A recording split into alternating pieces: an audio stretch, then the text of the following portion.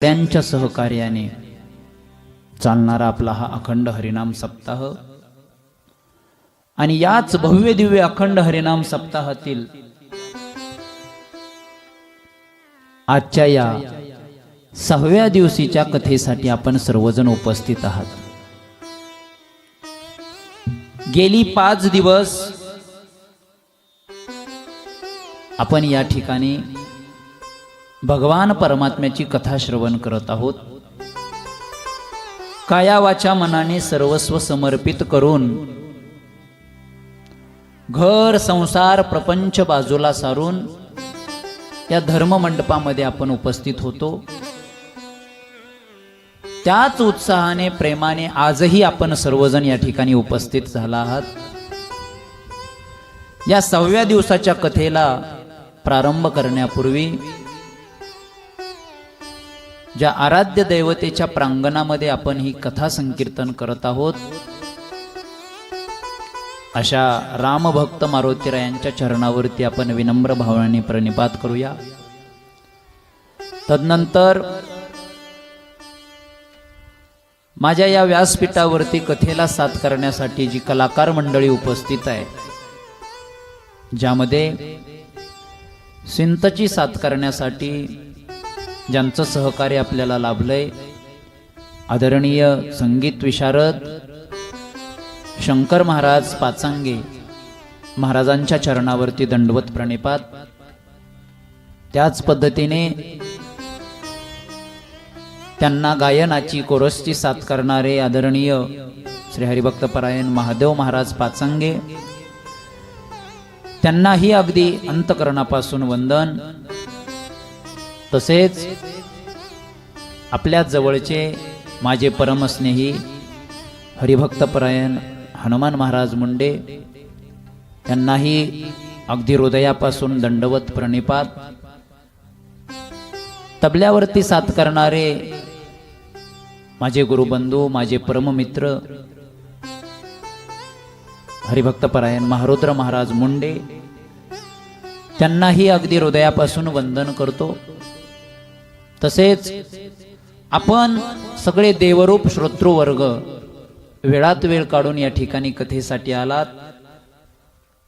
आपल्या समस्त ग्रामस्थ मंडळांना सुद्धा अगदी हृदयापासून वंदन। त्याच पद्धतीने आवर्जून वेळात वेळ काढून आपल्या कथेसाठी उपस्थित झालेले जायबायाच्या वाडीचे आमचे हरिभक्तपरायण मधुकर मामा असतील, आदरणीय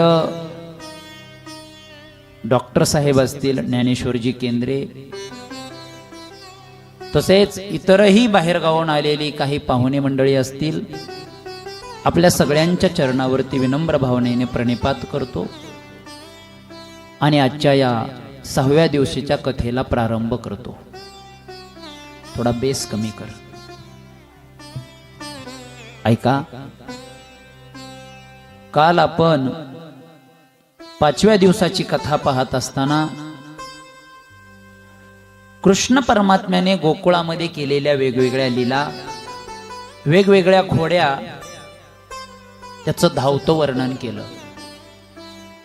कारण परमात्मा हा फक्त चोऱ्या करतोय असं नाही, परमात्म्याचं चरित्र अगाध आहे। काल आपण पाहिलं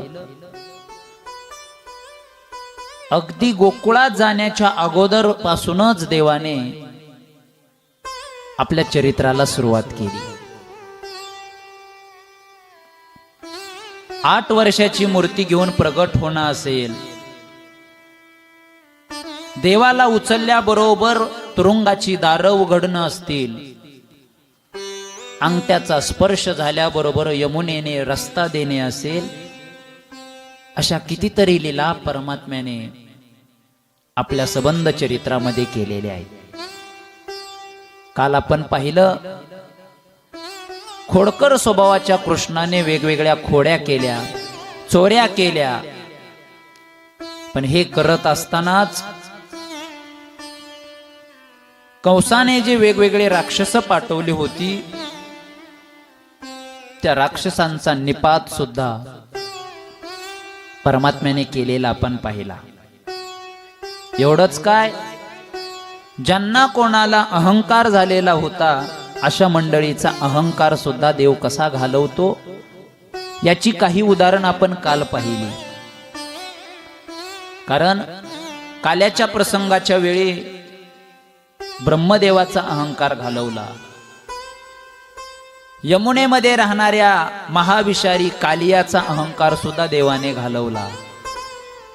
एवढंच काय, इंद्राला झालेला अहंकार सुद्धा देवाने कशा पद्धतीने घालवला काल आपण गोवर्धनाच्या कथेमध्ये त्याचा विचार केला. आज शुकदेवजी राजा परीक्षितीला सांगतात, राजा, परमात्मा हा सर्व सत्ताधीश आहे. जगाच्या पाठीवर त्याच्यापेक्षा श्रेष्ठ कोणीच नाही. सबंध सृष्टी ही तोच उत्पन्न करतो, सृष्टीचं पालन पोषणही तोच करतो आणि शेवटी संहार सुद्धा तोच करतो. आणि म्हणून त्या परमात्म्याच्या समोर जर कोणी स्वतःला मी म्हणत असेल, अहंकार धरून वागत असेल, तर साहजिकच देवाला ते सहन होत नाही. आणि म्हणून देवाच्या चरित्रामध्ये अनेकांचं गर्वहरण देवाने केलेलं पाहायला सापडतं. देवाच्या जवळचे असतील, देवाच्या दूरचे असतील, शत्रू पक्षातले असतील, मित्र पक्षातील असतील, कोणी जरी असेल तरी त्याच्या ठिकाणचा अभिमान, त्याच्या ठिकाणचा अहंकार देवाला कधी सहन होत नाही. आणि म्हणून तर वेगवेगळ्या ठिकाणी वेगवेगळ्या प्रकाराने देव अहंकार नाहीसा करत असतो. आणि म्हणून या सगळ्यांचा अहंकार घालवत घालवत देवाने ठरवलं की कामदेवाचा सुद्धा अहंकार घालवायचा. कारण कामाला सुद्धा वाटत होतं की मी सर्वांना वश करू शकतो, माझ्याकडील बाणांच्या आधाराने मी प्रत्येकाला नियंत्रित करू शकतो, असा सूक्ष्म अहंकार कामदेवाला होता. आणि मग देवाला तो वेगवेगळ्या पद्धतीने कुठल्या ना कुठल्या प्रकाराने घालवायचा होता. आणि म्हणून देवाने रास क्रीडेच्या लीलेच्या माध्यमातून त्या कामदेवाचा अहंकार घालवला. कशा पद्धतीने अहंकार घालवला? परीक्षितीने प्रश्न केला, महाराज मला सविस्तर कथा सांगा. रासक्रीडा कशी झाली आणि त्या रासक्रीडेच्या माध्यमातून कामदेवाचा अहंकार घालवला त्याची सविस्तर कथा मला सांगा अशी विनंती केल्यानंतर शुकदेवजी म्हणतात, राजा, सविस्तर मी त्या गोपींचं प्रेम, गोपींची भक्ती आणि त्या दरम्यान कामदेवाला झालेला अहंकार, किंबहुना गोपींना सुद्धा झालेल्या अहंकाराची कथा मी तुला सांगतो. तीच कथा आपल्याला सुद्धा पाहिजे मायबाप. पण त्या अगोदर आपल्या मनाची चंचलता कमी व्हावी, मन स्थिर व्हावं, पवित्र व्हावं, मनाबरोबरच आपली वाणी सुद्धा पवित्र व्हावी. या उद्देशानं 2 मिनिटाचं प्रभूचं संकीर्तन करू आणि मग पुढील कथेला प्रारंभ करू. बोला. गोपाल गोपाल रे प्यारे नंदलाला, गोपाल गोपाल रे प्यारे नंदलाला, गोपाल गोपाल रे प्यारे नंदलाला, गोपाल गोपाल रे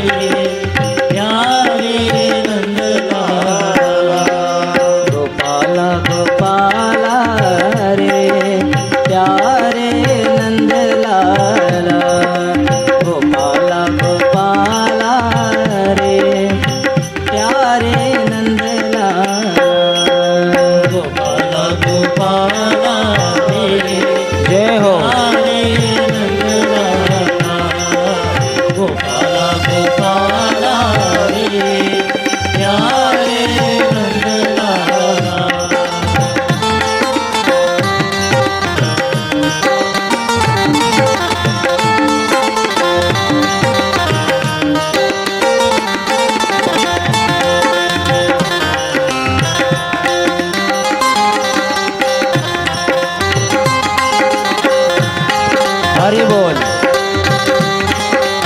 टाळी वाजवा माय भाऊ,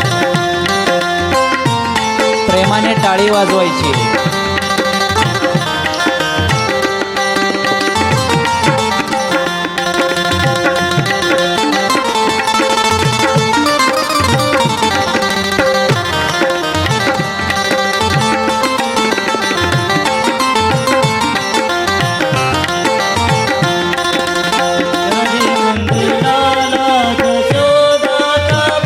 हरी बोल.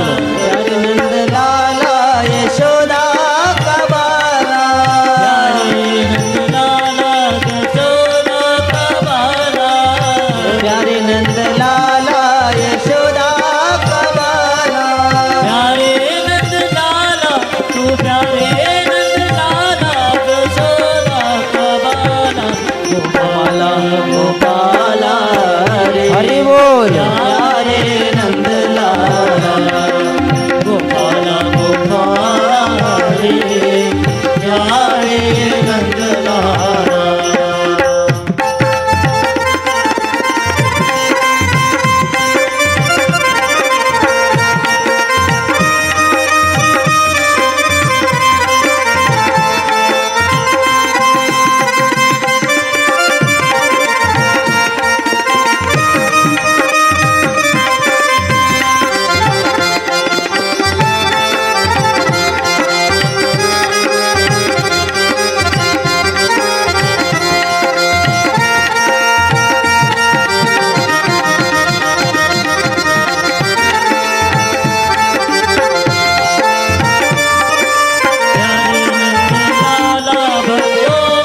जय हो.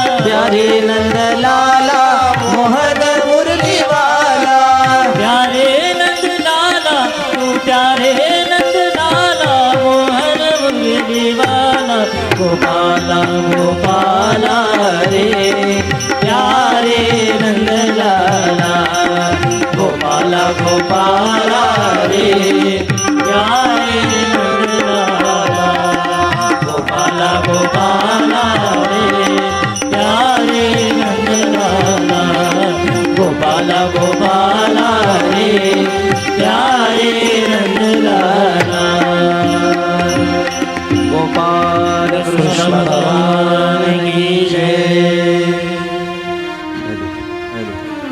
ऐका, शुकदेवजी सांगतायत, राजा भगवान परमात्मा आपल्या महिमेमध्ये अवतीर्ण होतो, वेगवेगळ्या लीला करतो आणि आपलं कार्य संपलं की निघून जातो. आणि हाच त्याचा दिनक्रम आपण आपल्या डोळ्यांनी ज्यावेळेस पाहतो, वाचतो, त्यालाच आपण परमात्म्याचं चरित्र म्हणतो. आणि मग शुकदेवजी राजाला रास क्रीडेच्या प्रसंगाचं वर्णन करून सांगतायत. ऐका. कृष्ण परमात्म्याने गोपींना वचन दिलं होतं की गोपींनो, तुम्हाला माझ्यासोबत भक्तीचा आनंद घ्यायचा आहे, गायचंय, नाचायचंय, भजन करायचंय, तर त्यासाठी शरद पौर्णिमेच्या रात्रीची वाट पाहावी लागेल. कारण शरद पौर्णिमेच्या रात्री रासलीलेच्या माध्यमातून तो भक्ती सुखाचा आनंद आपल्याला घेता येणार आहे. आणि म्हणून गोपी वाट पाहत होत्या त्या शरद पौर्णिमेच्या रात्रीची. कारण देवाने वचन दिलंय, देवाने आम्हाला सांगितलंय की त्या रात्री, शरद पौर्णिमेच्या रात्री,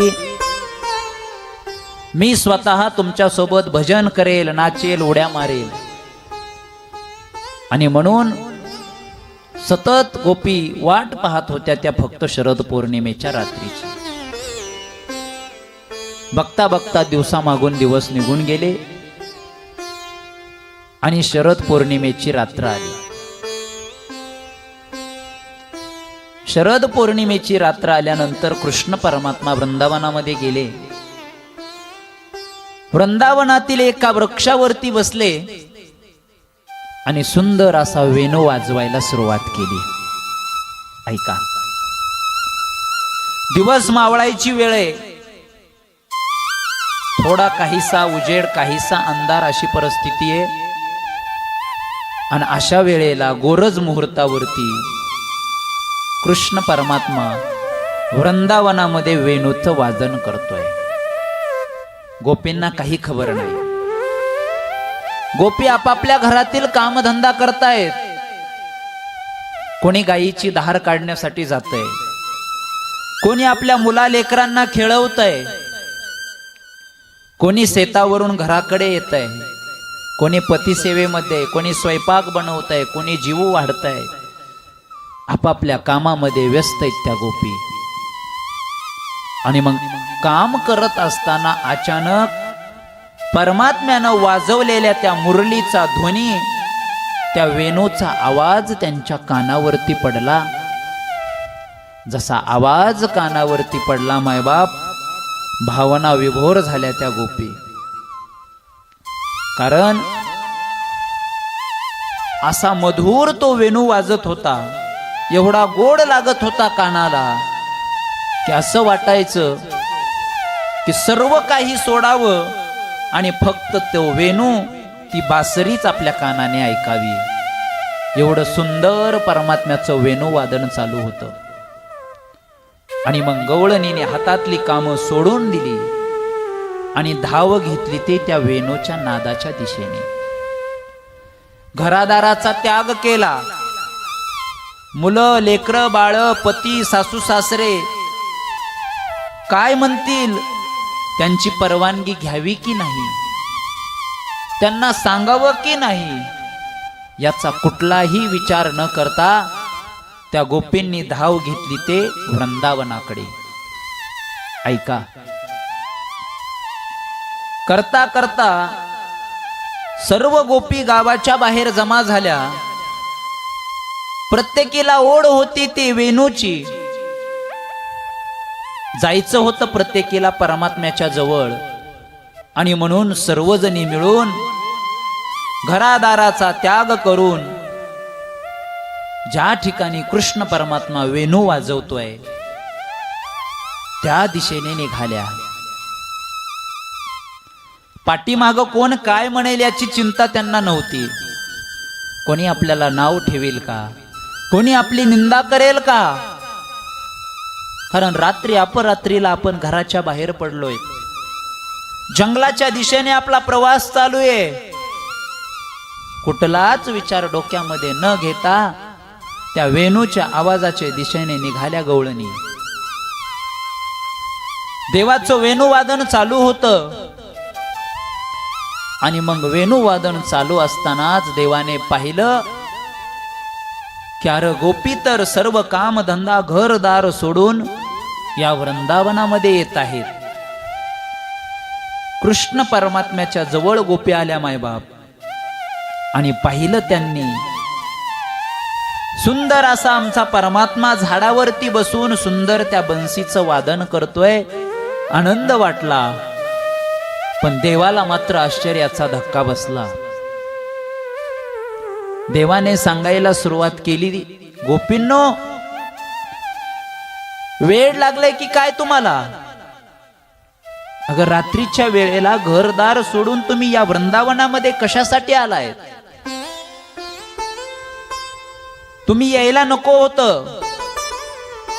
तुम्ही जसा आलात तशा तुम्ही परत जा. का म्हणून तुम्ही या ठिकाणी आलात? त्यावेळेस गोपींनी सांगायला सुरुवात केली, देवा, तुला काय वाटतं? आम्ही काही मुद्दाम होऊन या ठिकाणी आलोत? नाही रे, आम्हाला कोणीतरी या ठिकाणी आणलंय. कृष्णाने विचारलं, कोणी आणलंय तुम्हाला? का म्हणून तुम्ही आलात? कोणाच्या म्हणण्यानुसार आलात? गोपींनी सांगितलं, कोणाच्या म्हणण्यानुसार नाही रे, तुझ्या वेणूच्या मधुर ध्वनीने या ठिकाणी आम्हाला आणलंय. तू जर गोड असा हा वेणू वाजवला नसतास ना देवा, त्या मधुर बासरीचा आवाज जर आमच्या कानावरती पडला नसता, तर आम्ही या ठिकाणी आलो नसतो. का? कारण या वेणूच्या नादाने आम्ही एवढ्या भुलून गेलोत, वेड्या झालोत, की घरदार सोडून असं वाटतं की सतत ही बंसीत ऐकत राहावी. कारण या आवाजाने, या वेणूने आम्हाला वेड केलंय. वेड. एक सामान्य लाकडाची असणारी ही बासुरी, पण तिच्यातल्या त्या आवाजाने आम्हाला मंत्रमुग्ध केलंय, मोहून टाकलंय. आणि म्हणून त्याच बंसीचा आवाज ऐकत ऐकत ऐकत आम्ही इथपर्यंत आलोत. कारण आम्हाला जर वेड कोणी लावला असेल तर या बासुरीनं लावलंय. आम्ही जर पागल कशामुळे झालो असेल तर या बासरीच्या आवाजामुळे झालोय. कारण ती बासरीच अशी आहे की जी आम्हाला मोहून टाकते, आम्हाला पागल करते. काय शब्द आहेत मायबाप त्या गोपींचे. तेरी बंसी की नादी दीवानी हुई, तेरी बंसी की नादी जय हो. दीवानी हुई.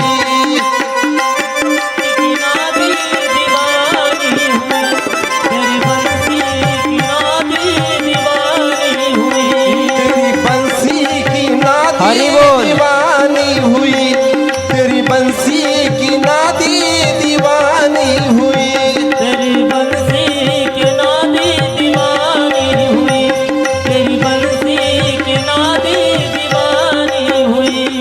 दीवानी हुई मैं, ताड़ी वाजवा मायबाप, ताड़ी.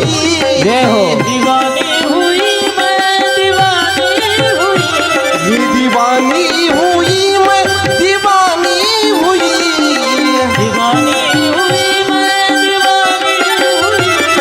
प्रबल कमी कर, प्रबल. नादी दीवानी हुई, तेरी बंसी की नादी दीवानी हुई, तेरी बंसी की नादी दीवानी हुई, तेरी बंसी की नादी दीवानी हुई.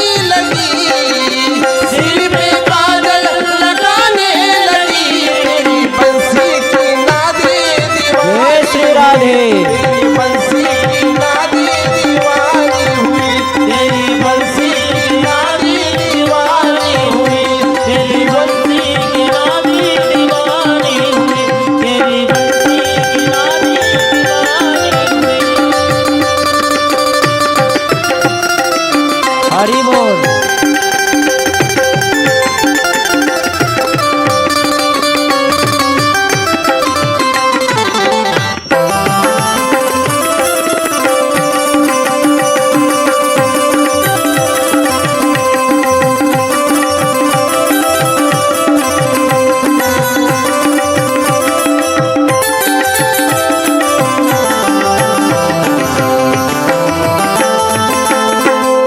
तेरी बंसी की नादे दीवानी बन.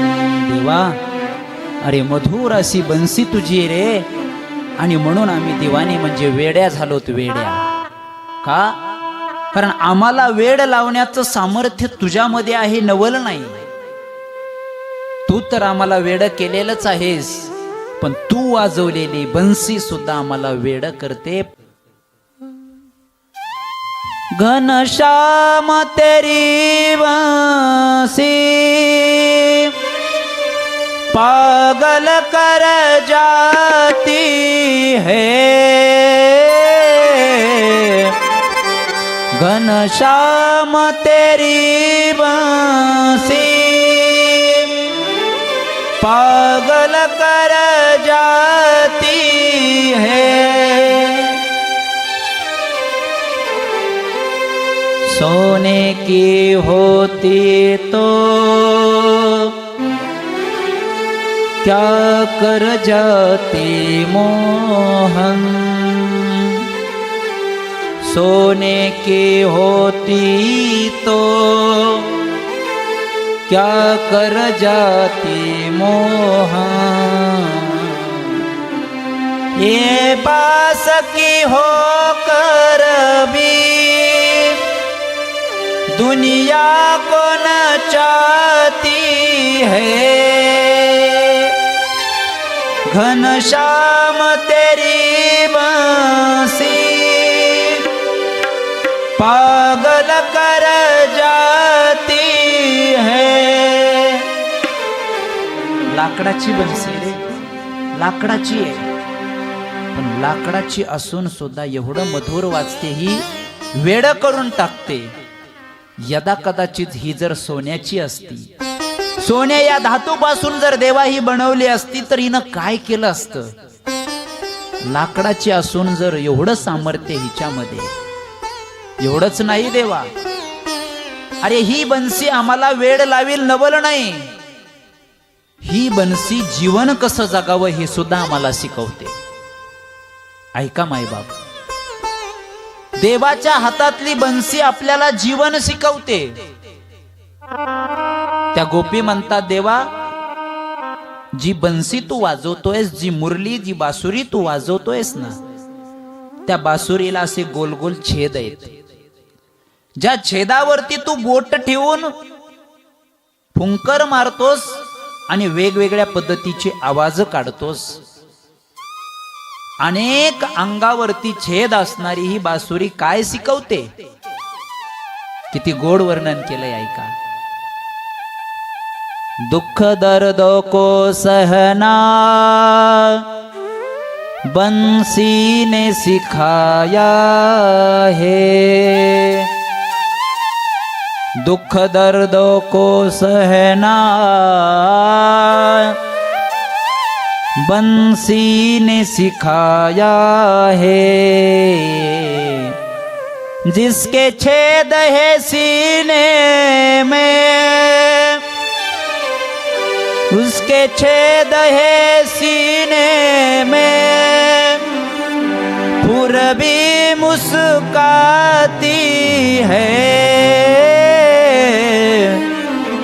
घनश्याम तेरी बंसी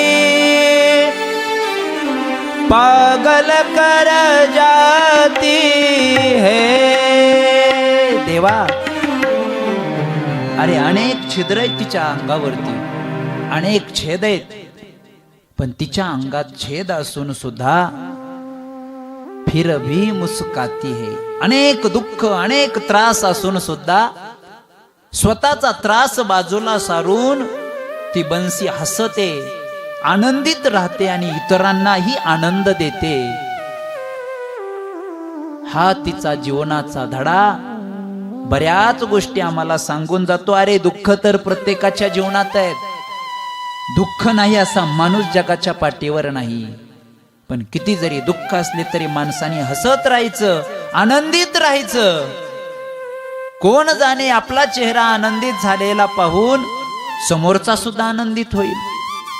अरे यदा कदाचित समोरच्या व्यक्तीचं दुःख आपल्यापेक्षा जास्त असू शकतं आणि मग आपला आनंदित झालेला चेहरा पाहिल्यानंतर, प्रसन्न चेहरा पाहिल्यानंतर समोरचा माणूस सुद्धा स्वतःचं दुःख विसरू शकतो. हे सामर्थ्य आपल्या चेहऱ्यामध्ये असतं.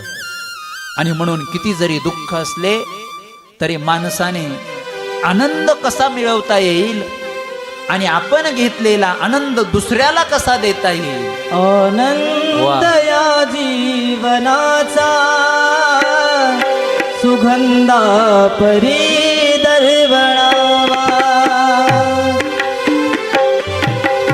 आनंद या जीवनाचा जय हो. सुगंधा परी दरवळावा. आनंद या जीवनाचा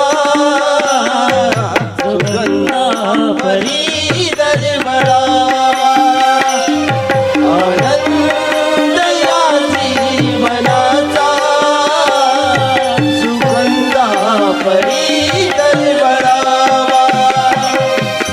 पाण्यातला सूर जैसा ओठातून ओघळावा. आनंद या जीवनाचा सुगंधा परी दरवळावा. आनंद या जीवनाचा सुगंधा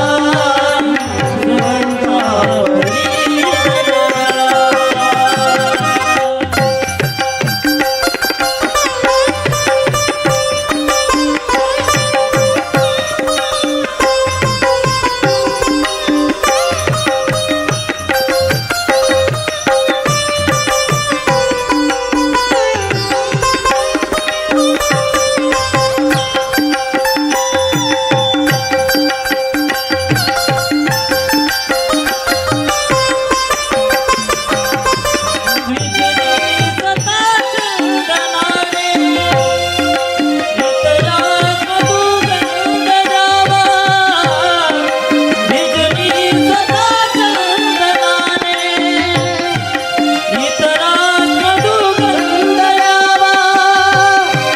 हे जाणता जीवनाचा प्रारंभ ओळखावा. आनंद या जीवनाचा सुगंधा परी दरवळावा. आनंद या जीवनाचा सुगंधा परी दरवळावा. सुगंधा परी दरवळावा. सुगंधा परी दरवळावा.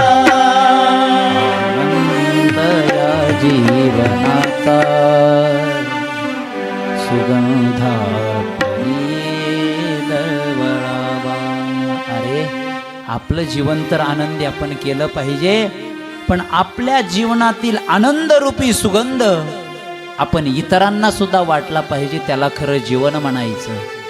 आपल्या अंतकरणातले दुःख, आपल्यावरची संकट निधड्या छातीने त्यांचा सामना करायचा आणि स्वतःच्या जीवनात आनंद घ्यायचा आणि तोच आनंद इतरांना वाटायचा.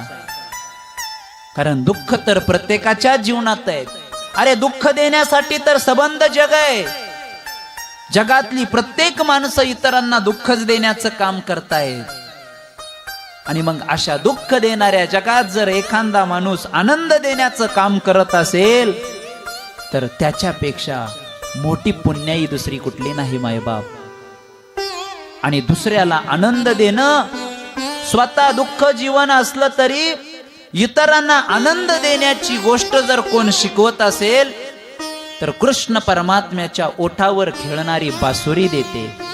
बासुरी सांगते, अरे तुमच्या जीवनात जरी दुःख असेल तर तुम्ही हसत राहा. तुमच्या अंतकरणावर जरी आघात झाले असतील ना, तर ते दुःख पाठीमागं टाका आणि हसत राहा, खेळत राहा, आनंदित राहा आणि तोच आनंद तुम्ही इतरांना द्या. गवळणी सांगतात, देवा अरे तुझी बासुरी जर एवढं सगळं करत असेल तर सांग ना, आम्ही आमच्या घरामध्ये कसं राहावं. ती बासुरी ऐकण्यासाठी, किंबहुना तुझी भेट घेण्यासाठी, तुझ्या सोबत भजनाचा, भक्तीचा आनंद घेण्यासाठी आम्ही या ठिकाणी आलोय रे. आणि इथं आल्यानंतर आता आम्हाला परत घरी जायला मात्र तू सांगू नको. कृष्णाने ऐकलं मायबाप. आणि कृष्ण परमात्मा म्हणतो, गोपींनो तुम्ही घरदार सोडून इथं आलाय. घरी तुमचे पती आहेत, तुमची मुलं आहेत, तुमची सासू सासरे आहेत, ते तुम्हाला शोधत असतील. तुम्ही कुठल्याही प्रकारची सूचना, निरोप त्यांना दिलेला नाहीये. आणि म्हणून मी तुम्हाला सांगतोय की तुम्ही आता इथं न थांबता आल्या पावलांनी परत जा. लक्ष देऊन ऐका मायबाप. गोपी म्हणताय, देवा आम्हाला परत जायला तू सांगू नको, कारण आम्ही परत जाण्यासाठी नाही आलो. तूच सांगितलं होतंस की शरद पौर्णिमेच्या रात्री रास क्रीडेच्या माध्यमातून भक्ती सुखाचा आनंद देईल, आणि आता परत जायला तू सांगू नको. देवाने सांगितलं खरंय ते, परंतु तुमच्यासाठी पातिव्रत्य धर्म हा सगळ्यात श्रेष्ठ धर्म आहे. घरी जर तुमचे पती असतील तर त्या पतीची काया वाचा मनानं सेवा करणं, त्या पतीच्या आज्ञेचं पालन करणं आणि त्याची मर्जी सांभाळून वागणं हे तुमचं कर्तव्य आहे. आणि म्हणून तुम्ही अगोदर तुमचं कर्तव्य पार पाडा. देव विनंती करतायत की घरी जा, पतीची सेवा करा. एवढंच काय, तुमच्या सासू सासऱ्यांची सुद्धा सेवा करा. कारण बुद्धिमान वृद्ध सेवया, वृद्ध माणसाची जर सेवा केली तर माणूस बुद्धिमान होतो, माणसाची स्मरणशक्ती वाढते. आणि मग बुद्धिमान व्हायचं असेल, हुशार व्हायचं असेल तर प्रत्येकाने वृद्ध माणसाची सेवा केली पाहिजे. कृष्ण गोपींना सांगतायत. आणि पातिव्रत्य धर्म तर सर्वात श्रेष्ठ धर्म आहे. पतीच्या सेवेपेक्षा मोठा परमार्थ नाहीये तुमच्यासाठी. आणि मग तुम्ही घरदार सोडून इथं येण्यापेक्षा आताच्या आता तुम्ही घरी जा आणि पतीची सेवा करा, पातिव्रत्य धर्माचं पालन करा. कारण पती सेवा हीच ईश्वर सेवा आहे, तीच भक्ती आहे आणि तोच परमार्थ आहे. परमात्मा पुन्हा पुन्हा सांगत होते, पण गोपी काही ऐकायला तयार नाहीत. आणि मग शेवटी कृष्णाने सांगितलं, तुमच्या असं लक्षात येणार नाही पती सेवेचं काय महत्व असतं, पातिव्रत्य धर्माचं काय सामर्थ्य. मी तुम्हाला एक गोष्ट सांगतो, ऐका. आणि मग कृष्ण परमात्म्याने एक पातिव्रत्याची कथा सांगायला सुरुवात केली. ऐका मायबाप, खूप महत्वाची कथा देव त्या ठिकाणी गोपींना सांगतायत. देव म्हणतात, गोपींनो ऐका. एक काया वाचा मनाने पतीची सेवा करणारी पतिव्रता होती, जिच्यासाठी सर्वस्व आपला पती होता. काया वाचा मनाने ती आपल्या पतीची सेवा करायची आणि पातिव्रत्य धर्माचं पालन तिनं व्यवस्थित करायचं आहे, एवढंच कर्तव्य समजून तिचा प्रवास चालू होता. पती सकाळी उठल्याबरोबर स्नानासाठी त्याला पाणी देणं, स्नान झालं की चहा कॉफी वगैरे देणं, तदनंतर स्वयंपाक करून सुंदर आपल्या हाताने त्याला जीव घालणं. एवढंच काय, जेवणानंतर दुपारच्या जेवणाचा डब्बा पॅक करून त्याच्या सोबत देणं, अशी सर्वच्या सर्व सेवा ती अगदी सर्वस्व समर्पित करून करायची. एवढंच काय, रोज तिचा नित्यनेम असायचा. सकाळचं जेवण असेल अथवा संध्याकाळचं जेवण असेल, पतीचं जेवण सुरू झालं की ती पत्नी त्या ताटाच्या समोर बसायची आणि जोपर्यंत पतीचं जेवण होत नाही तोपर्यंत त्याच ठिकाणी बसून राहायची, उठत नव्हती. करता करता दिवसामागून दिवस लोटून गेले. एका दिवशीचा प्रसंग, नित्यनेमाप्रमाणे पती सकाळी उठलाय, स्नान संध्या आटोपली चहा पाणी झालं आणि पत्नीच्या लक्षात आलं की आता आपल्या पतीच्या जेवणाची वेळ झाली आहे. ऐका मायबाप. आणि म्हणून सुंदर असा सुग्रास स्वयंपाक त्या पत्नीने बनवला, ताटामध्ये वाढला, बसण्यासाठी पतीला आसन दिलं. पती त्या ठिकाणी जेवणासाठी बसले आणि हिनं ते सुंदर असं सजवलेलं ताट पतीच्या समोर ठेवलं. पतीला घाई होती, गडबड होती, भूक तर लागलेली होती आणि म्हणून तिच्या त्या पतीने पाणी फिरवलं आणि जेवणाला सुरुवात केली. तिचा नित्यनेम होता, जोपर्यंत पतीचं जेवण होणार नाही तोपर्यंत समोरचं उठायचं नाही. कितीही काम असो, कोणी बोलू, कोणी पाहुणा येऊ, काही हो, जोपर्यंत पतीचं जेवण होणार नाही तोपर्यंत त्याच्या समोरचं उठायचं नाही. कित्येक तरी दिवसाचा तिचा हा नियम चाललेला होता.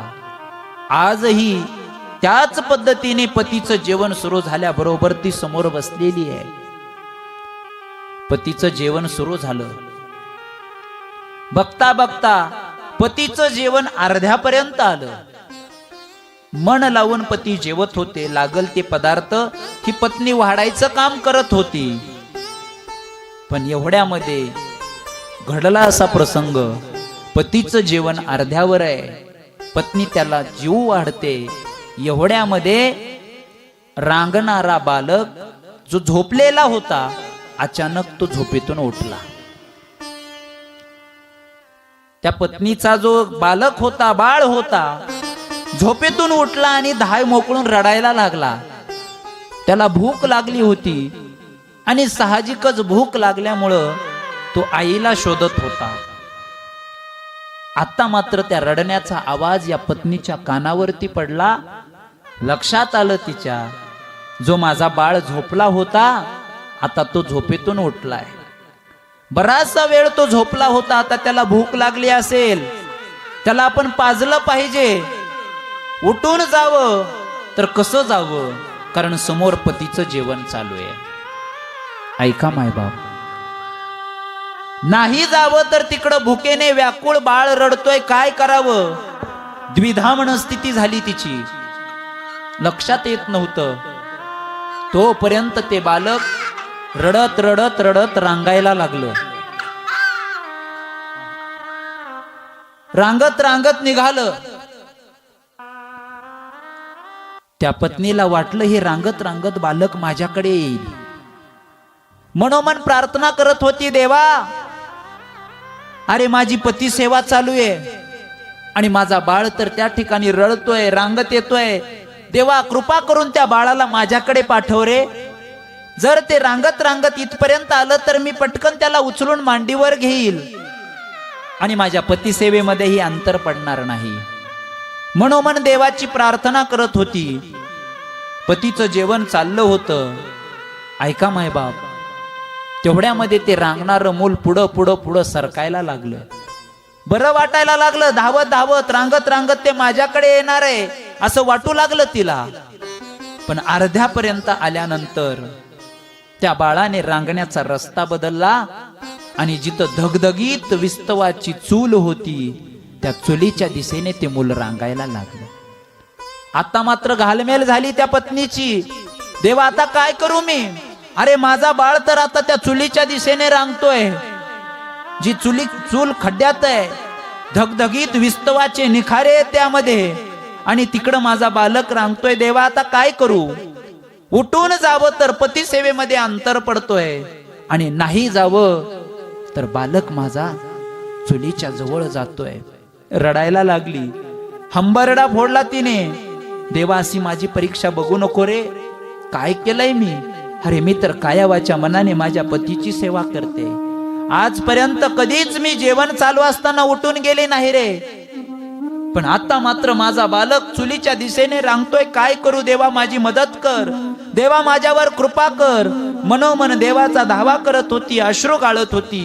पण पतीचं जेवण काय होत नव्हतं. पती जेवत होते, आता काय करावं कळत नव्हतं. तोपर्यंत बालक रांगत रांगत रांगत चुलीच्या जवळ गेलं. मायबाप आता लक्षात आलं, आता जर मी उठून नाही गेले, माझ्या बाळाला जर मी उचलून नाही घेतलं तर माझा बाळ त्या चुलीत पडल्याशिवाय राहणार नाही. डोळे झाकले आणि विनवणी करते, देवा धाव, माझ्या मदतीला धाव रे, माझं बालक वाचव देवा, आता तुझ्याच हातात आहे. काय करावं मला कळत नाही, जावं की थांबावं, जावं की थांबावं अशी द्विधा मनस्थिती झाली आहे. आणि मग शेवटी विचार केला, देवा जे बालक मला प्राप्त झालंय ते माझ्या पतीमुळे प्राप्त झालंय, आणि मग याच्यामध्ये पती सेवा करणं हीच माझी जबाबदारी आहे, पतीची सेवा हेच माझं कर्तव्य आहे. आणि म्हणून मी पती सेवेमध्ये नाही खंड पडू देणार. देवा तुझ्या हातामध्ये आहे आता माझ्या बालकाचे प्राण, त्याचं रक्षण कसं करायचं देवा, याची जिम्मेदारी तुझ्यावर आहे रे. असं म्हणून धाय मोकळून रडू लागली, डोळे झाकले. माहिती होता आता पुढच्या क्षणाला बालक चुलीमध्ये पडणार आहे. हंबरडा फोडू लागली, बघता बघता बालक चुलीच्या जवळ गेलं. एवढंच काय, धाड दिशी चुलीमध्ये पडलं. डोळे झाकले आणि हंबरडा फोडून रडू लागली माता, देवा संपलंय माझ्या लेकराचं, आता काय झालं असेल त्याच्या नाजूक शरीराचं, जळून खाक झाला असेल ना माझं बाळ. रडू लागली. पतीचं जेवण चालू होतं, दुःख सांगावं कसं, अश्रू दाखवावे कोणाला, मनोमन खेद करत होती, अश्रू गाळत होती. तेवढ्यात पतीचं जेवण आटोपलं, आणि पतीचं जेवण आटोपल्यानंतर हंबरडा फोडत चुलीच्या दिशेने गेली ती माता. विचार मनामध्ये होता, अरे काय झालं असेल माझ्या लेकराचं, आगीत होरपळून गेला असेल, संपला असेल, प्राणास मुकला असेल, कसा असेल माझा बाळ, म्हणून धावत धावत त्या चुलीच्या जवळ गेली ती माता. आणि आत डोकावून पाहते तर मायबाप चमत्कार घडला होता. त्या चुलीतले निखारे जे विस्तवाचे निखारे होते, बालक पडल्याबरोबर त्या विस्तवाच्या निखाऱ्याचं रूपांतर फुलामध्ये झालं, आणि ते बालक पाळण्यात खेळावं असं त्या फुलामध्ये खेळू लागलं. उचलून घेतलं, कडकडून मिठी मारली आणि देवाला मनोमन म्हणायला लागली, देवा तुझे अनंत उपकार आहेत रे, मी तर समजलं होतं माझा बालक संपलाय, माझा बाळ गेलाय, काळाने हिरावून नेलाय, कारण पती सेवेमध्ये व्यत्यय नको म्हणून मी नाही वाचू शकत बाळाला. पण खूप दयाळू आहेस तू, खूप उदार आहेस रे, माझ्या पती सेवेचं फळ म्हणून तू कृपा केलीस आणि माझा बाळ सुखरूप त्या ठिकाणी आहे. परमात्मा सांगत होते आणि गोपिका तल्लीन होऊन ऐकत होत्या. शेवटी परमात्म्यानं सांगितलं, पाहिलं गोपींनो, अगं पती सेवे पुढे बालाचा विचार केला नाही तिने, आणि सतत पतीचीच सेवा करत राहिली. याचा परिणाम देवाला सुद्धा त्या बाळाचं रक्षण करावं लागलं. कशामुळे? तिनं फक्त पातिव्रत्य धर्म सांभाळला, पतीच्या सेवेमध्ये तिनं खंड पडू दिला नाही, पती सेवेमध्ये कधी अंतर पडू दिला नाही, आणि म्हणून तर त्या ठिकाणी तिचा बाळ सुखरूप राहिला. ऐका मायबाप, गोपींनी ही सगळी कथा ऐकली, आणि ही कथा संपल्यानंतर गोपींनी सांगायला सुरुवात केली, देवा अरे पतिव्रतेची कथा काय फक्त तुलाच येते का? गोष्टी काय फक्त तुलाच सांगता येतात का? अरे गोष्टी तर आम्हाला सुद्धा येतात, कहाणी आम्हाला सुद्धा सांगता येते. देवाने सांगितलं, गोपींनो मी तुम्हाला फक्त पातिव्रत्य धर्माचं महत्व सांगतोय. पतिव्रता काय करू शकते, पतिव्रतेचं काय सामर्थ्य, पती सेवा काय देऊ शकते एका स्त्रीला, हे मी तुम्हाला सांगतोय. म्हणून मी तुम्हाला म्हणतोय, घरी जा आणि तुमच्या पतीची सेवा करा. गोपी हसल्या आणि म्हणतात, देवा ठीक आहे, पती सेवेचं महत्व सांगण्यासाठी तू आम्हाला गोष्ट सांगितलीस, कथा सांगितलीस, तुझी गोष्ट आम्ही ऐकली, आवडली आम्हाला. पण आता एक काम कर, तू जशी आम्हाला गोष्ट सांगितलीस तशी आता आम्ही एक तुला गोष्ट सांगतो, तू सुद्धा आमच्यासारखीच मन लावून ती गोष्ट ऐकायची. देवाने सांगितलं, ठीक आहे सांगा लवकर. आणि मग आता गोपींनी गोष्ट सांगायला सुरू केली. ऐका मायबाप, गोपी म्हणतात, देवा तुझ्या गोष्टीमध्ये जशी पतिव्रता होती ना, काया वाचा मनाने पतीची सेवा करणारी, तशीच पतिव्रता आमच्या गोष्टीमध्ये सुद्धा आहे. तिलाही बाकी काही घेणं देणं नाही, काया वाचा मनाने सर्वस्व समर्पित करून पतीची सेवा करायची, एवढाच तिने निश्चय करून सुरू केलेला दिनक्रम. आणि मग कायावाच्या मनाने पतीची सेवा करणारी ती पतिव्रता, पती कामावरती जायचा, त्याचा डबा करून देणं असेल, त्याला जीव घालणं असेल, त्याच्या आज्ञेमध्ये राहणं असेल, वेगवेगळ्या प्रकारची सेवा ती पतिव्रता करायची. एका दिवशीचा प्रसंग, सकाळी सकाळी कामावर जात असताना तिच्या पतीने तिला सांगितलं, हे बघ, रोज तू माझी सेवा करतीयस, मला जे जे हवं आहे ते ते माझ्या समोर ठेवतीस, मी सांगल तसं ऐकतीस, हे सगळं खरं आहे, पण आता मात्र 2 महिन्यासाठी मी बाहेर गावी जाणार आहे. 2 महिने मात्र आपली भेटगाठ होणार नाही. त्यामुळं जास्त काही विचार न करता 2 महिने या ठिकाणी तुला एकटीला राहावं लागेल. मी मात्र कामानिमित्त बाहेर जाणार आहे. त्या पत्नीने सांगायला सुरुवात केली, स्वामी काय बोलताय तुम्ही? अहो, लग्न झालं तेव्हापासून मी तुमची सेवा करते, तुमच्या सानिध्यामध्ये राहते, एक दिवस सुद्धा मी तुम्हाला सोडून राहिलेली नाही, आणि तुम्ही 2 महिन्याची भाषा करता? अहो, 2 महिने सोडा, 2 दिवस सोडा, 2 मिनिट सुद्धा मी तुम्हाला सोडून राहू शकत नाही. कामानिमित्त तुम्हाला जायचंय तर एक काम करा, मला सुद्धा तुमच्या सोबत घेऊन जा.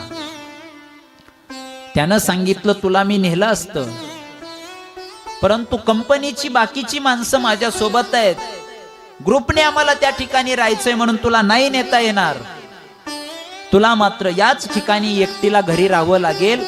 आता जातील 2 महिने, लगेच मी काम आटोपलं की वापस आपल्या गावी येतो, घरी येतो. तिनं सांगितलं, नाही, मी तुम्हाला सोडून राहू शकत नाही. तुम्ही म्हणजे माझ्यासाठी सर्वस्व आहात, माझा देव, माझा पती, माझा धर्म, माझा परमार्थ, सर्व काही तुम्ही आहात, आणि म्हणून मी तुम्हाला सोडून राहणार नाही. शेवटी पतीने सांगितलं, हे बघ, मलाही तुला सोडून जावं वाटत नाही, पण काय करणार, नाविलाज आहे, कामधंदा करावाच लागतो, त्या निमित्ताने बाहेर जाण्याचा योग आल्या जावंच लागतं. हट्ट करू नकोस, माझा ऐक, 2 महिन्याची गोष्ट आहे फक्त. 2 महिने झाले की मी लगेच परत येईल, पुन्हा आपला आहे तसा संसार सुरू आहे. करता करता शेवटी माझी आज्ञा आहे म्हणून का होईना तुला या ठिकाणी थांबावं लागेल, असा शब्द काढल्यानंतर पत्नीचा नाविलाज झाला. कारण आता सांगणं राहिलं नव्हतं, आता आज्ञा शब्द वापरला, आणि तिला माहिती होतं पतीची आज्ञा शिरसावंदे मानूनच आपण जगलं पाहिजे. नाविलाजानं खाली मान घातली, हात जोडले आणि धाय मोकलून तू रडू लागली, स्वामी, तुमच्या वचनामध्ये, तुमच्या आज्ञेमध्ये तुम्ही मला बांधताय, पण सांगा ना, तुम्हाला सोडून मी राहू कसं? पतीने सांगायला सुरुवात केली, हे बघ, माझ्याशिवाय तू राहू शकत नाहीस. एवढंच काय, कायावाच्या मनाने तुझी सेवा चालू आहे, तिचाही खंड होईल याचीही जाण आहे मला.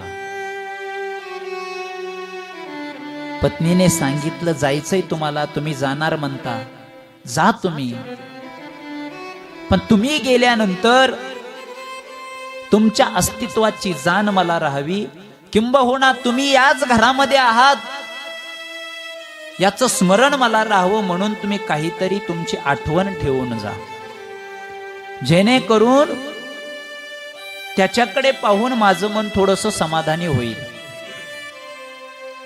पतीने सांगितलं, ठीक आहे. आणि मग त्या पतीने एक चिखलाचा गोळा तयार केला, आणि त्या चिखलाच्या गोळ्यापासून स्वतःचाच एक पुतळा बनवला. हुबेहूब स्वतःचा पुतळा तयार केला. तो पुतळा पाटावरती मांडला आणि सांगितलं, हे बघ, हा पुतळा म्हणजे तुझ्यासाठी मी आहे. जोपर्यंत मी बाहेर गावी आहे तोपर्यंत या पुतळ्याकडे पाहूनच, मला समजूनच तू याची सेवा करायची. हा पुतळा म्हणजेच तुझा पती आहे, हाच तुझा देव आहे, याचीच तू सेवा करायची, जेणेकरून मी दूर असल्याचं दुःखही तुला होणार नाही, आणि तुझ्या पती सेवेमध्ये अंतरही पडणार नाही. ऐका मायबाप, मन धजत नव्हतं, धाडस होत नव्हतं, पण रडत रडत पत्नीने होकार दिला आणि विचारलं कधी जायचंय तुम्हाला. त्याने सांगितलं उद्या मला सकाळी जायचंय. ठीक आहे म्हणे.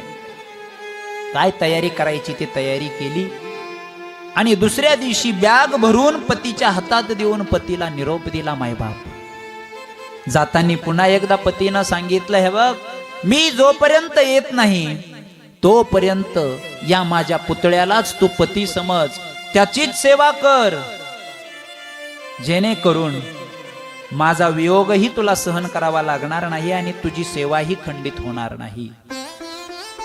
ठीक आहे म्हणून पतीला निरोप दिला. मायबाप, पती कामावर निघून गेला. आता या पत्नीला माहिती होतं पातिव्रत्य धर्म ही समोर बसली. जेवण सुरू होऊन काही क्षण उलटले की एवढ्यामध्ये दारावरती थाप वाजली. उघड, मी आलोय. दार उघड, मी आलोय. असा आवाज दिल्याबरोबर हिच्या लक्षात आलं की जे माझे पती बाहेर गावी गेले होते ते पती आज दारामध्ये आले. लगबगीनं उठून जावं आणि दार उघडावं असा विचार तिच्या मनामध्ये आला. पण पुन्हा विचार केला, समोरच्या पतीचं जेवण चालू आहे. ज्या पुतळ्याची सेवा मी गेली 2 महिन्यापासून करते त्या पुतळ्याच्या स्वरूपातील पती माझे जेवतायत आणि मग जेवता जेवता जर मी उठून गेले तर आजपर्यंत केलेल्या सेवेवर पाणी फिरल्या जाईल. काय करावं?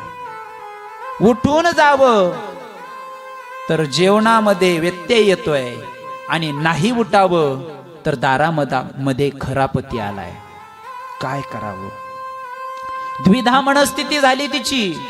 उठावं तर पती सेवेमध्ये खंड पडतोय, नाही उठावं तर दारात खरा पती आलाय. इकडं आड तिकडं विहीर अशी अवस्था झाली. आणि मग त्या गोपींनी कृष्णाला विचारायला सुरुवात केलं, देवा आता तुम्ही सांगा की तिनं काय केलं पाहिजे. तिनं त्या चिखलाच्या पुतळ्याचीच सेवा करत बसलं पाहिजे का लगबगीनं उठून दरवाजा उघडला पाहिजे? सांगा ना, तुम्ही देव आहात, तुम्ही कृष्ण आहात, सांगा त्या पत्नीने काय केलं पाहिजे? दारामध्ये जाऊन पतीला आत घेतलं पाहिजे का जेवण होईपर्यंत त्याच पुतळ्या समोर बसलं पाहिजे? सांगा. कृष्ण सुद्धा विचारामध्ये पडले, काय उत्तर द्यावं गोपींना. गोपी म्हणू लागल्या, देवा बोला की आता. पातिव्रत्य धर्माच्या गप्पा करताय ना, द्या उत्तर आमच्या प्रश्नाचं. काय केलं पाहिजे तिनं? उठून दरवाजा उघडला पाहिजे का जी सेवा चालू आहे तीच सेवा कंटिन्यू केली पाहिजे, पूर्ण केली पाहिजे? आणि मग थोड्या वेळानंतर कृष्णाने सांगायला सुरुवात केलं, गोपींनो, तुम्ही किती वेडे आहात, तुम्ही मूर्ख आहात. अगं तुम्हाला एवढं सोपं कळत नाही? अरे देवा, मग तेच तर विचारतोय ना, सोपं आहे तर सांग ना. मग नेमकं तिनं काय केलं पाहिजे? उठून दरवाजा उघडला पाहिजे का त्याच ठिकाणी जेवण होईपर्यंत थांबलं पाहिजे? सांग. कृष्ण म्हणतो, तुम्ही वेडे आहात, तुम्हाला काही कळत नाही, तुम्ही मूर्ख आहात, एवढं साधं तुम्हाला कळत नाही. अरे सांग ना देवा, काय कळत नाही? काय केलं पाहिजे तिने? सांग, ते तर आम्हाला उत्तर हवंय. आणि मग कृष्ण म्हणला, अगं गोपींनो, दारामध्ये जर खरा पती आला असेल, दारात जर तो थाप देऊन हाक मारत असेल, तर त्या चिखलाची पुतळ्याची सेवा करण्यापेक्षा तिनं लगबगीनं उठावं आणि त्या दारात आलेल्या पतीला दार उघडून आत घ्यावं. साधा व्यवहार तुम्हाला कळत नाही, तुम्ही मूर्ख आहात, तुम्ही नालायक आहात, तुम्ही वेड्या आहात, असं म्हणू लागला देव. आणि मग देवाचं बोलणं झाल्यानंतर गोपींनी किती सुंदर प्रत्युत्तर दिलं देवाला. ऐका, गोपी म्हणतात, देवा, तू आम्हाला वेड्या म्हणतोस, आम्हाला मूर्ख म्हणतोस, पण वेड्या आम्ही नाहीत, वेड्या आम्ही नाहीत, पागल आम्ही नाहीत. वेडा तू आहेस, पागल तू आहेस, मूर्ख तू आहेस. गोपींचा तो अधिकार आहे. मायबाप, आम्हाला वेड्या म्हणतोस? अरे वेड्या आम्ही नाहीत, वेडा तू आहेस, मूर्ख तू आहेस, पागल तू आहेस. का? अरे तूच म्हटलास ना आता की त्या चिखलाच्या पुतळ्याची सेवा करण्यापेक्षा खऱ्या पतीकडे जावं आणि त्याला आत घ्यावं. मग आम्ही ते तर तुला सांगतोय, अरे तू आम्हाला घरी जायला सांगतोस ना, तूच म्हणलास ना चिखलाच्या पुतळ्याची सेवा करण्यापेक्षा खऱ्या पतीची सेवा करा, मग आम्ही तेच करतोय. घरच्या त्या हाडामासाच्या चिखलाच्या पुतळ्याची सेवा करण्यापेक्षा तू आमचा जन्मजन्मीचा खरा पती, तुझी सेवा करण्यासाठी आम्ही आयता आलोत ना. मग सांग ना, मूर्ख तू आहेस का मूर्ख आम्ही आहोत? कृष्णाच्या डोळ्यातून घळघळ घळघळ अश्रूच्या धारा लागल्या. एवढं प्रेम गोपींनो, मला वाटलं होतं तुमचा निश्चय दळमळल, पण आता मी ओळखलेलं आहे की तुम्हाला लक्षात आलंय की परमात्मा हाच सबंध जीवाचा जन्मजन्मीचा पती आहे. आणि म्हणून तुम्ही घरदार सोडून या ठिकाणी आलेले आहात. गोपींनी सांगितलं, देवा अरे घरचे पती तर जन्मोजन्मी बदलणारे आहेत, हाडामासाचे एक प्रकारचे ते पुतळे आहेत रे. आणि मग त्या पतीकडे जायला तू आम्हाला सांगतोस, तू मात्र आमचा जन्मोजन्मीचा खरा पती आहेस. आता आम्ही इथून पाठीमागं जाणार नाही. हाची नेम आता न फिरे माघारी,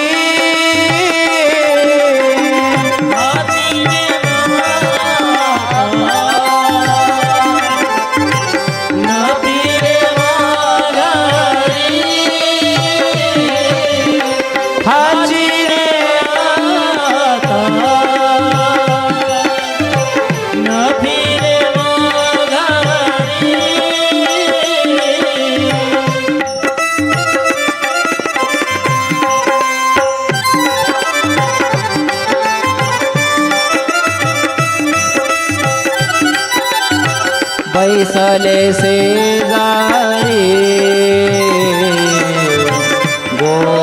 गोविंदाच्या, बैसले से जारी गोविंदाच्या,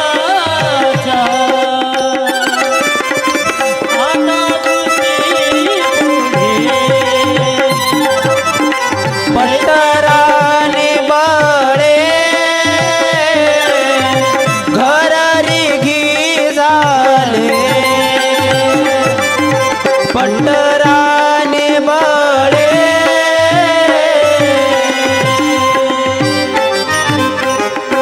हाची नेम आता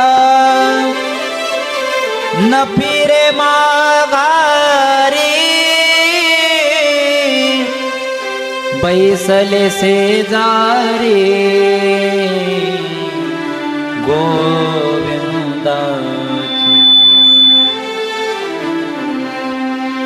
देवा आता नाही रे, आता इथून पाठीमागं आम्ही नाही जाणार. दृढ निश्चय पाहिला गोपींचा. आज मात्र तुझ्या संगतीमध्ये राहून तुझंच भजन करायचंय, तुझंच गीत गायचंय आणि तुझं नाम चिंतन करत करत तुझ्या सोबत राहायचंय, खेळायचंय, बागडायचंय. दृढ निश्चय पाहिला आणि मग देवाने सांगितलं, काही हरकत नाही, माझ्या भोवती गोलाकार रिंगण करा, हाताने टाळी वाजवा आणि माझं नाम चिंतन करत करत माझ्या सोबत भजन करा. माझं नाव जरी असलं तरी तुमच्या आनंदासाठी मी सुद्धा ते नाम चिंतन करणार. जगन्नियंता परमात्मा म्हणतोय, माझंच नाव मी घेणार, मी सुद्धा श्रीकृष्ण जय कृष्ण